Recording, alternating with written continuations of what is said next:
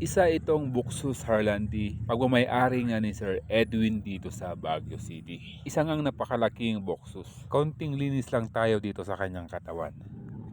Meron ngang nakabang na branch dito sa kanyang right side. Ganun nga rin sa kanyang left side. At makikita nyo alternate ang kanyang branching.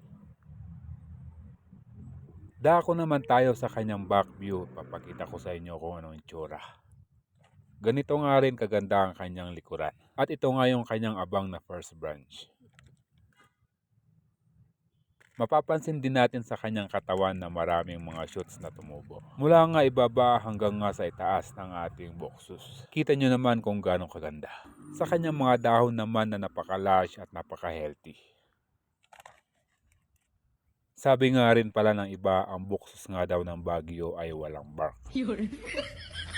Ewan ko nga sa kanila kung ano bang tawag dito. Base nga sa na-experience ko, mas lalabas ang kanilang bark pag nasa lowlands ang ating Buxus.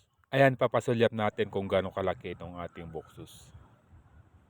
Napaka-solid nga ng base nito, lalo na siguro kapag naiangat natin at naipalabas natin ang kanyang dibari.